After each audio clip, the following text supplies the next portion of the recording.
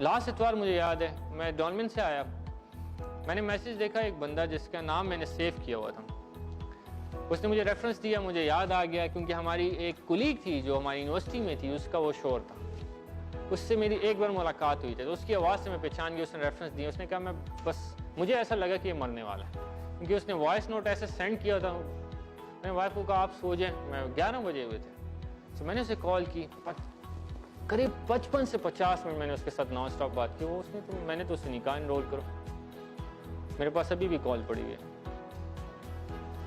55 minute मैंने उससे बात की।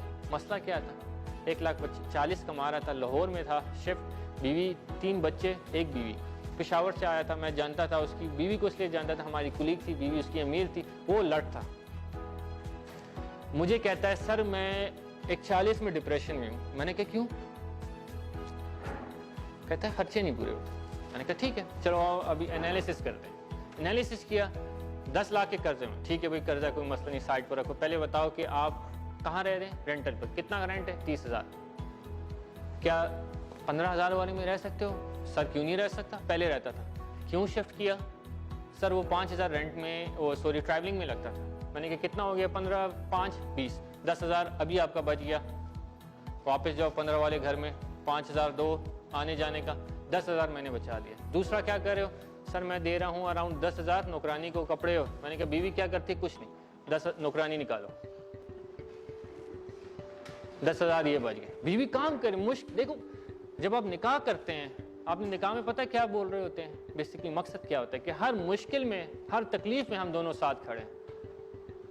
मैंने कहा नौकरानी नहीं, नौकरानी की टीम रखो, मगर अफोर्ड कर सको ना, कॉन्सेप्ट तो अफोर्ड। निकालो, कितने बच गए? 20। मैंने कहा छुट्टी होती है? कहता हाँ, हफ्ता अराउंड जुम्मा, ये 2 छुट्टियां होती हैं। मैंने कहा क्या करते हो?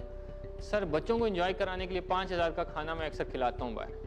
मैंने कहा आप पर हो बड़ी लानत। इसी तरह बोला। मैंने कहा तुम्हें शर्म आनी चाहिए। 5,000 वो बचे, कितने बचे? 25,000 मैंने उसके जैसे एक कॉल से बजाए। और वो पता है किससे मांग रहा था? वो किससे मांग रहा था पैसे, और उसकी बीवी किससे मांगती थी? हमारे हमसाये थे सामने, जो जिनको मैं 30 साल से जानता था, वो इसके दोस्त थे।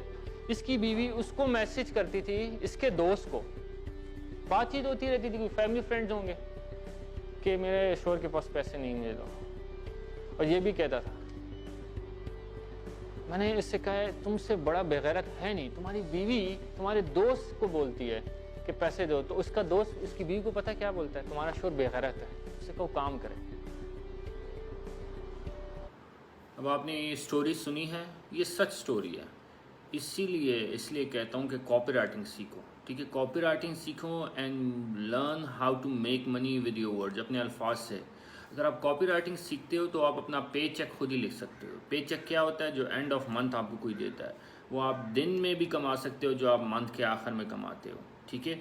कॉपी राइटिंग सीखो और हड हराम ना बनो, हड हराम नहीं बनना। कॉपी राइटिंग सीखो और अपने आप को फाइनेंशियली फ्री करो।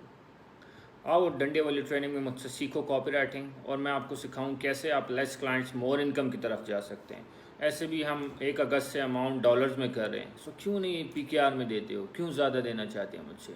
इनरोल करो और सीखो कॉपी राइटिंग, और फाइनेंशियली फ्री हो, और गाड़ी घर जो लेना चाहते हो लो। अल्लाह हाफिज़।